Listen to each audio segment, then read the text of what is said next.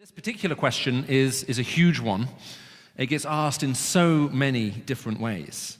It was that very profound philosopher, Woody Allen, who said, "How do you expect me to believe in God when only last week I got my tongue caught in the roller of my electric typewriter?" And if that expresses the problem of suffering at one level, at its most minimal, then we have it also at another level where we're not just simply asking why is the world like this, we're asking why me?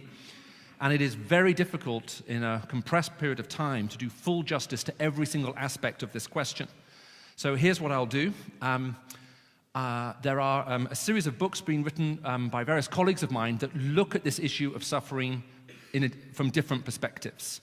And if you are particularly interested in an aspect of it, then if you come to me at the end with one of the home postcards that you can see on your table, and you just give me an email address and just talk with me briefly about which aspect you're interested in, then I will arrange for you, completely free of charge, to be given one of those resources for you to read. So one of my colleagues, Sharon Dirks, she did her doctorate at Cambridge University. She was very much interested in looking at people in permanent vegetative states. She was involved in some pioneering research where they were asking people to imagine hitting a ball over a net in order to respond yes to certain questions, and discovered that some people who they thought were in this state actually weren't. They could communicate to the outside world if you knew how to tap into it. She's written a book on suffering which got very well reviewed by all kinds of people around the world, including many non-Christians. Another colleague of mine, Vince Vitale, we sometimes call him Dr. Death. He did his doctorate here at Oxford. It's about to be published through OUP. He's written a more popular level book with my boss, actually, Ravi Zacharias, also on suffering, looking at it from a strongly philosophical angle. There are just so many other books, and I'd be happy to make them available to you. In particular, another person who I have the joy of working with, Professor John Lennox, who's a professor of mathematics here, he spoke in New Zealand shortly after the earthquake that you may remember from a couple of years ago, right in the epicenter, which suffered the largest amount of damage, where he was asked to speak to this from the subject of natural disasters and so on. So if you come and say, look, actually, this is something I'm really interested in, you can have it for free, if you are a non-Christian. Okay, so if you're a visitor here, you're not a Christian, I will give you a free resource. Now, you may be sat here as a Christian thinking this isn't fair. I want to have a free resource. And you're thinking about having a momentary crisis of conscience and faith, and maybe momentarily suspending your belief as a Christian, so you can come to me and say, well, look, I'm not a Christian right now, but I would like one of these free things too. And I would like to say to you, if that's what you're thinking of doing, there will be a day of judgment in this world, and you will be held to account. I make that offer right at the very beginning. So I say, if there are a particular aspect of this or multiple that you really would like to read about more, come and speak to me. We'd like to help in any way we can. But this is also a very personal issue too. At the age of 14, I was in a boarding school. My parents were living in the Middle East at the time. I was in Saudi Arabia. I was for a few years at a boarding school over here for my education. And I fell very seriously ill. I ended up in hospital for about almost 2 months. I was in a small ward, 14 people. On average, one person died on that ward every day. I was being given 4 injections every 6 hours. I was put in traction. I couldn't walk. I had no movement in the lower part of my body. The doctors could see there was something seriously wrong for my white blood cell count. I was clearly fighting off something. They just couldn't figure out what it was. And then eventually, when all of the veins collapsed in my arms, they couldn't even get the needles in anymore to administer the drugs. That's when things started to look very, very serious. I can remember, my parents coming over, and then there was this big question about, where was all of this going? And I know in the middle of that, if someone came to me and said, let me try to give you, a biblical framework to understand why there might be so suffering in this world, I may not have appreciated it and welcomed it. So what I am going to try and do is give you that framework, knowing there are going to be lots of holes, gaps, but there is the opportunity for conversation. I say I'm happy to stay around and try and answer any other questions, because I'm going to have to cover much ground in order to create that framework. We're going to have to skip a little bit in various times. Please do bear with me. If I start speaking so quickly that it feels like I'm no longer speaking in English, if someone waves at me, I'll remember to breathe. That has the effect of slowing down my delivery. It might make what I'm saying more understandable. But let me start with this. When we talk about why does a God of love, if we have a God of love, why is there so much suffering in this world? The problem really only exists if the word love is operative. Does that make sense? If you have a God who is indifferent or evil, there is no problem of seeing evil and suffering in this world. And if love isn't important, or necessary in any kind of way, then we don't have a problem. So very often when we start talking about this problem, we jump in at the suffering end, and what I want to do is just take a couple of moments just to focus more on the love end. Because if you ask the question, what does it mean to create a world in which love is capable of meaningful expression and experience, you suddenly start to find you run into some very interesting questions. Because the idea of a lifeless love or a loveless life is a terrifying thought to most of us. And so we ask, what does it mean to live in a world in which love is capable of meaningful expression and experience? What kind of world would God create to make that possible? And it's at this point we start to see various things come in. For example, what we first of all realize is, well, love is a quality that exists between personal beings. You need two personal beings normally to express and experience love. Now, I know sometimes, you might see men, possibly with gel in their hair, combing their hair, looking in the mirror, going, I'm in love. That sometimes happens in the gym I go to. You can see it in the mirror. Or they might talk about, I love my car. But this is sad. The relationship between you and an object, for example, is different between you and a person. The relationship between you and an object is one of consumption. We consume objects for our own pleasure. But the relationship between you and another person is one of connection. Now, this is one of the reasons why, in a world which is now so dominated by sexual imagery and porn and so on, a lot of people feel often hurt or misunderstood. We're reducing people into objects, which we consume for our own pleasure, and are working off a consumption model. Whereas actually the true nature of love is to make a relational connection and actually talk with them. And this is actually very, very important if you want to think about what it means to be in a loving world. Some of you may have seen me talking with the guy who's giving all the talks in the evening, Stephen Foster, who's brilliant delivery, and if you weren't here last night, do go online and watch what he had to say. And you may have seen us talking and figured out we've known each other for a while, and you might come to me and say, Michael, you and Stephen obviously know each other. Are you enjoying doing this week with him? If I were to say to you, yeah, he's using me, if that was my response to your question, you would understand I'd said something very serious. Does that make sense? Seriously wrong.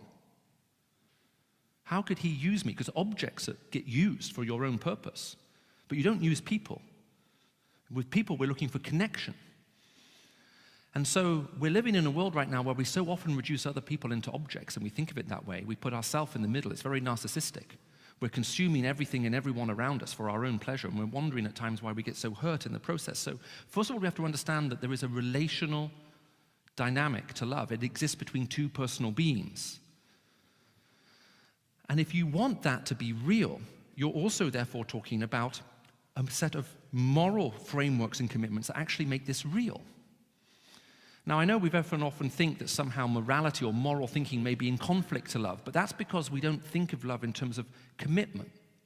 I can remember before I got married talking to my father-in-law, and he said words to the effect of me like, gosh, I love my wife so much more now than I did when we first got married. It was something like that. And I can remember thinking, there must be something wrong with you. Because the intensity of feeling I feel right now, the desire, the longing, there's no way I can you can't go up from here. In my sense, I'm at 10.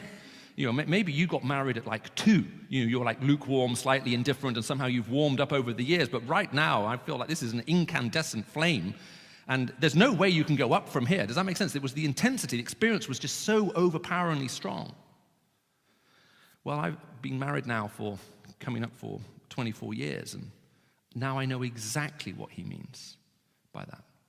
There's an intensity in the relationship and the love and a depth that simply wasn't there before. It wasn't capable, and it comes through a process of commitment. All meaningful relationship results in commitment. Your friends are people you're committed to. You're there even when it's not convenient, even when it is difficult, even no matter what they're going through, you are there. You make a process of commitment to them, which is why in Christian marriage ceremonies around the world for 2 millennia, and I don't know how Hollywood managed to change the words, but Hollywood have, because every time you watch a movie, people say, I do. But that has never been part of any form of Christian liturgy in any denomination. When we get married, we don't ask the question, do you take this person to be your husband, your wife, whatever? And the response is not I do, which is a statement of fact. The question is, will you take this person? It's a question of the will, and the response is, I will. It's a commitment of intent of the will, and it is morally governed. If you violate that moral framework, then you've betrayed them, you've let them down. And actually, that is a huge deal. Now, not only that, if you want to have a world in which love is capable of meaningful expression and experience, you don't just simply need these moral frameworks of commitment that actually make it possible and protect and preserve our relationships. You don't just simply need to understand the fact that we have other people around us. We also have choices which we make. When Henry Ford very famously said, look, you can choose any color car you want so long as it is black, the reason why some people thought that was funny, obviously not this audience, is he's employing a language of choice. You can have any color you want, and you can have a black one, or a black one. What would you like? You go, black. You see, it's one thing to employ the language of choice. It's quite something else to actually offer it. I mean, we get confused on this, especially again when we think about love, because sometimes we say very meaningless things like, even if you were the last person in the world, I'd still love you. Ever heard someone say that? Ever thought how meaningless it is? If you were the last person in the world, they'd have no option but to love you. Love only exists between personal beings. What would be much more meaningful to say, if there were twice as many people in the universe as there are right now, I would still, you would still be the one for me. Now that's meaningful. Does that make sense? If I multiply the number of options, I'm committed to you. So we need to take a time and just step back and think, what does it look like? If a loving God wants to create a loving world, what are the things that get built into it? And that is precisely the biblical narrative. A loving God does create a loving world. He puts personal beings in it who can experience and express it. He gives a moral framework by which we can make commitments and be bound to one another. He puts in place all kinds of other things, and he gives us the capacity to make various choices, which makes all of this real. Now, you don't need to be particularly astute to look around the world and say, well, there seems to be an awful lot that's gone wrong. Because clearly there has. So now the question comes, well, what on earth is going on there? And this is where we need to then to think about one last element of this before I go into the framework that I want to try and share with you, and it's this. We often talk about free love and love being free, and we value our freedom, but we have to think about that word freedom very carefully. Freedom is not doing whatever you want, however you want, whenever you want to. That is not freedom. That is anarchy. And when anarchy breaks out in a society, you don't experience an increase of the amount of freedom that you have, you experience the loss of it. And there are parts of the world which I travel to almost every year where anarchy has broken out, and freedom as a result has collapsed. You cannot walk down the street safely without fear of being shot or blown up or whatever. Freedom is a moral concept. It exists within a moral framework. You remove that framework, you don't experience more freedom, you actually experience less. Which is why the day after the American Declaration of Independence was signed, which clearly was a rather sad document, depending on which side of the equation you're coming from, one of the signatures to that declaration wrote, "Once a nation is equally poised, a nation must either preserve its virtue or lose its liberty." Once a nation is equally poised, you must either preserve your virtue or lose your liberty. In other words, if we lose that framework that binds and holds us together, this whole thing could simply result in collapse into tyranny. And this is exactly the biblical narrative. And if you want to read it, you'll actually read it through the book of Genesis, in the very first book of the Bible. A loving God wants to create a loving world. He gives it all of the conditions and everything it needs in order to experience and express love. But the story starts to go wrong fairly quickly, which is, it starts off by, instead of us embracing all of this and understanding how precious it is, we want to reject it and we want to go against it. In other words, we want to try and break God's moral law. And in one sense, it is impossible to break God's moral law. Breaking God's moral law is a bit like trying to break the law of gravity. If you want to break the law of gravity and you climb to the top of this building and you put a red cape around your neck, you put a big S on your chest and a pair of bright red underpants outside everything else you're wearing, and you throw yourself from the top of this building to break the law of gravity, what will you break? You will break yourself while proving the law in the process. And in that sense, it is entirely impossible to break God's moral law. You simply end up breaking yourself while proving his law in the process. And at this point, we very often misread things that we see in the Bible because so much of what we read is so tone-dependent. So let me read you a passage from the Bible. This is from the book of Isaiah. It's in the very first chapter of it. And as you listen to this, I'd like you to imagine, what kind of voice do you think this should be read with? You know, if you were asked to read this publicly, okay, this is God speaking to his people, what kind of tone would you put in? Is he angry? Is he mad? Is he frustrated? What is the tone you would put in? Because tone makes all the difference to meaning. If you walk up to him at the end and say, "Hi, Michael, it's nice to see you," and I say, "Hi," that's different from me going, "Hi." Okay, the word is the same, but tone actually makes rather a big difference to what I actually intend by it. But this is from Isaiah 1. This is what it says. "Woe to the sinful nation, a people whose guilt is great, a brood of evildoers, children given to corruption. They have forsaken the Lord, they've spurned the Holy One of Israel, and turned their backs on him. Why would you be beaten anymore? Why persist in rebellion? Your whole head is injured, your whole heart is afflicted. From the sole of your foot to the top of your head there is no wholeness, only wounds and welts and open sores, not cleansed or bandaged or soothed with oil." Now, what did you just hear? Anger? Frustration? Condemnation? Have you ever noticed that sometimes parents ask their children stupid questions? Have you ever noticed that? Like, "Do you want a smack?" As if any thoughtful child would go, that's interesting. "Yeah, 2. I need 2 because I'm being naughty now, but I'm going to do some stuff a bit later, and so I'll take that one in advance, and then we've got it over and done with." Now, in the middle of this reading, I don't know if you noticed it, there appear to be some foolish questions. Should you be beaten anymore? Why persist in your rebellion? But actually, these questions aren't foolish at all. What God is saying is, look, every time you try to break my law, you're breaking yourself while proving it in the process. Look, has anyone ever lied to you? Have you ever been betrayed by a friend? Has anyone ever stolen from you or misled you? Did it hurt? Every single time we go against what he wants, we get hurt. And God is not speaking with frustration here. He is pleading with his people. He says, why do you want to be beaten again? Why do you want to persist in this rebellion? Look at what's happening to you. Look at what's happening to you. You are so damaged and broken right now. Why keep doing that? Look at what's happening around your neighbors. Look at all the pain they're going through. Why would you want to continue with that? Look at your city. Look at your nation. Look at the world and your relationship with other nations. Can you not see all of this that you're doing is hurting? Why keep going that way? This is not a stupid question. This is actually very profound. Which is why a little bit later in Isaiah chapter 1 in verse 18, God says, "Come now, let us reason together. Though your sins be like scarlet, though your rebellion against me literally runs like blood, we can make it white as snow. Let us find a way to reconcile and bring all of this back together." The tone in this passage isn't one of frustration or anger. It's one of someone pleading. Just take a moment. Think about what you're doing. Where is all of this going? So I said the biblical narrative is a loving God creates a loving world. He gives it all of the conditions and everything it needs to experience and express love.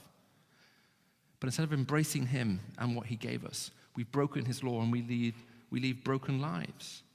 We are genuinely hurt in all kinds of ways. We see the suffering in the lives of other people. We see the suffering in ourselves. It's very often hard to talk about it. Have you noticed that? Have you ever seen someone fall in love with someone who you know is using them, for example, to go back to our previous example? You know they care desperately for this person. This other person's treating them like dirt. Everyone can see it apart from them. Have you ever had a friend go through that experience? Okay, feel free to be interactive and raise your hand. Have you ever tried talking to them? Put up your hand if you ever tried talking to a friend who you can see is just going down a disastrous course of action. You want to speak to them, right? Keep your hand in the air if the conversation went well. It's very hard, isn't it? Because all kinds of things kick in at that point, all kinds of defensiveness. No, you don't understand me. You don't know what it's like. It has to be like this. How can you possibly get this so wrong? You're coming with the best intention in the world to say, look, I think this person's actually doing something to you I don't want to see done. But it's so often, isn't it, when we're on the receiving end of that, just to push it away. But actually, that's exactly what's being described to us here. A loving God who actually loves us, who created this world for love, saying, look at the damage that's happening as you go your own way. The very things that make love possible and real are the very things that we can use to make things go so horribly wrong. And it's not just that we've broken his law and we have broken lives, but we live in a broken world. We see the effects of this around us all of the time. One of the hardest talks I was ever asked to give, I think, in the context of this university was at the Oxford Union shortly after the tsunami. I don't know if any of you can remember back that far. For me, everything is recent. I keep saying I recently spoke on that. But in this context, I think some of you would have been in primary school when those events took place, so you may not remember. But it was catastrophic. They asked if I would speak on something like God and the tsunami, and my initial response was to say, look, I'm not comfortable with the title because it sounds like we're trying to attract an audience off the back of a disaster where hundreds of thousands of people died. And I just don't know if that's the right thing to do. How about I just speak on God and suffering, and within the context, I promise I'll address that issue. And as we began to just look at all of that, I said, you know, what I find very interesting is if I saw a world that was in contradiction to the Bible. In other words, if I saw a world where Jesus said, hey, the world looks like this, but actually it looked very different, I would have a king-size problem. Does that make sense? Jesus said the world looks like this, the world actually looks like that. If he's meant to be God, how can they be in contradiction? I have a problem. I said, but if I see a world which looks exactly as he described it to me, I don't sit around saying, gosh, I have a huge problem trying to reconcile these two. I now sit around saying, what does this mean? How do I understand that? In Luke 21, and there's a copy of the Gospel of Luke on your table called Uncover, and you can take it away if you don't have it. Please go and read it. You'll see Jesus Christ says there will come a time on earth when the nations will be in anguish and perplexity at the raging and the tossing of the sea. Now, it's normally captains of boats who live in perplexity and fear of the raging and tossing of the sea, but not nations in the plural. So when I see things happen in this world that Jesus Christ told me would happen, it doesn't allow me to doubt him. Rather, it does raise questions where I say, what does all of this actually mean? We live in a world where we are reaping the consequences of what we do and how we live. Actually, we won't have time to go into that. Let me skip over that. But not only have we broken his law, we live in broken lives, we live in a broken world, we also see this as broken God's heart.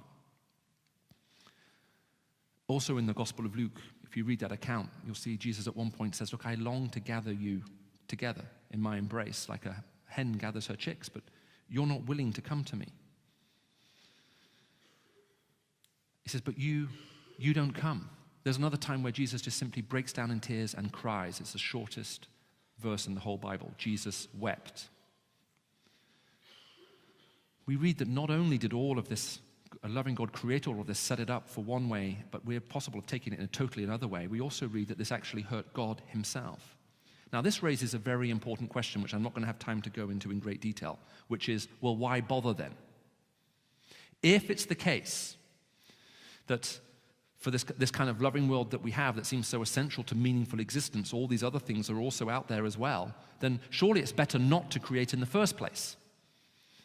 Now, there are two challenges as soon as we raise that question. Whenever we compare one thing to another thing, we can do that. We need a standard by which to make the comparison, and we need two things to compare between. So if I were to say to you, hey, look, my Bentley is better than your Skoda, and I don't have a Bentley, but you can always live in hope, I suppose, of destroying the environment. So if I make that statement, well, we've got two states of existence to compare, and then I suppose I use some kind of criteria to decide between them. But how do you compare existence with non-existence? It's very complicated. And when you say it would be better for me not to exist, why is the non-existent you more happier and thinks it's a better state to be in than the existent you? So there is a problem we have even as we raise the question just at a basic linguistic level, but there's something else that's very important here, because the implication seems to be, well, God had to do this, and then it all went wrong, so let's blame him. But there's no need for God to actually create anything at all. That's the wrong question to ask. I said earlier that love is a relational quality. It only exists between personal beings. When my first daughter was born, because people knew I loved books, everyone gave her books. And one of the books I got given was actually written by a Christian, and it was called Someone to Love. And it basically said, there was this God, he was all alone, he wanted someone to love, he created a beautiful blue and green planet, he put people on it, and now he finally had someone to love. Now, this book was not laid aside lightly, it was thrown with great force, and it went straight into the bin. Because whatever narrative that is, that's not a Christian narrative. It may be true in other systems that God needs to create life in order to experience love, because love is a quality that exists between personal beings, but the God of the Bible is actually Trinitarian. 3 persons in one Godhead. God exists in a set of living, loving relationships. He doesn't need to create life in order to express and experience love. He is love in his very nature, and out of that he creates life. So there is no need. As a matter of fact, it's even more profound than that, because we're actually told that even before God laid the foundations of the world, he knew what it was going to cost him to put this world right. There's a rather incredible verse in the book of Revelation that says, before the foundations of the world were laid, before even principles were put into effect that would actually make creation possible, God knew what it would cost him in order to rescue it. He knew it would go wrong, and he knew what it would cost. And that price he was prepared to pay was not a small one. Now, the way we determine in economics about how valuable something is to you is the price you're prepared to pay for it. Okay, so this is my wedding ring. It's gold, or at least that's what the person who sold it to me said it was. Someone said it's a small band of metal that cuts off your circulation. Now, this has value, but not because it's rare. This has value because someone's prepared to pay for it in economics. If nobody wanted gold, if no one was prepared to pay for it, the value of this would be, well, zero. Nobody wants it. There's no demand, quite literally. So it has no value. We determine economic value by the price we're prepared to pay for something. And we see something about the value that God was prepared to pay for us, because the price he was prepared to pay to rescue us out of this state we find ourselves in was the highest possible price he could have paid. Even before God created this world, he did know it would go wrong. And he knew what it would take to put it right.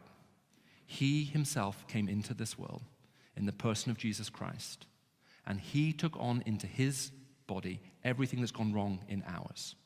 All the wrong things we've done, all the bad things that we've said or committed, all of the consequences that flow from that, all of that he took on into himself. He was willing to give himself up to death on the cross. So even though we may have broken his law and we live broken lives and we live in a broken world, on the night that Jesus Christ was betrayed, he took a loaf of bread, held it in front of a group of people and said, "This is my body broken for you." And he took on the consequences of the brokenness of this world into himself and laid down his life. If God exists, do you think gold means anything to him? The price that God was prepared to pay to rescue us was the highest possible price he could have paid. There is nothing greater or bigger he could have given than to get us out of the mess we find ourselves in. He himself literally is willing to pay that price. And the consequences that he then invites us into relationship with him. This is what it says elsewhere in the Bible. It says, "This is how God showed his love among us. He sent his one and only Son into the world that we might live through him. And this is love, not that we love God, but that he loved us and sent his Son into this world as a sacrifice for our sin." That's why elsewhere in the Bible we talk about the fact that if you actually turn to Christ, there is this living hope that you can actually receive from him. I started off by saying that we live in a world where basically all of our relationships are morally conditioned, because they are. Every friendship we have represents a group of people that we can morally trust. Every relationship we have where there's deep love is reflected in commitment. And what we read in the Bible is Jesus Christ is committed to us to the point where he's willing to lay down his life to take on to himself what we ourselves have done wrong, where he's willing to be broken on our behalf. And he comes to us and he offers us the possibility of a new beginning with him. The way you forgive, you receive forgiveness if you have morally offended or done something wrong to someone else is very simple. You say, "I'm sorry." And then if the party's willing to forgive you, you at that point receive their forgiveness into your life. And it's amazing. I don't know if you've ever offended someone, apologized, and they've forgiven you. It's amazing. The next time you walk into a room, even if they're like 20 meters away, you can look at them for 1 nanosecond and know if you've been forgiven. Have you ever had that experience? It's incredible. If they haven't forgiven you, you can walk into the same room the next day, look at them 20 meters away and know that there's still a problem. And this loving God who created this loving world longs to have a relationship with us. He paid the price. He's made it possible. He knew what was coming. And he even offers us forgiveness as a gift and says, if you're willing to say sorry for the part you've played in this, I will forgive you. And we look forward to a time when there will be a new heaven and a new earth, and God will literally bring about a new world for us to live in. Why continue in our rebellion? Why persist? Well, this is why the idea of repentance and faith is right at the very center of the Christian faith. All of us have done things wrong. All of us. We've all failed in our life, without exception. If you're sat here today and you believe you're perfect, the only way out of that state of self-deception is to get married. All of us. God loves this world. He created it. He put it here. He made love possible. Even though we have broken that, all of the conditions and rules that make that love possible, he came into this world and was broken for us. He offers us forgiveness as a gift. He's willing to forgive. And the way you receive anyone's forgiveness, whether it's divine or human, is simply by saying sorry. And when you do, two things happen. You know the peace of release from the things you've done wrong, and you suddenly now find yourself in a relationship that is utterly amazing. And that's what's on offer here.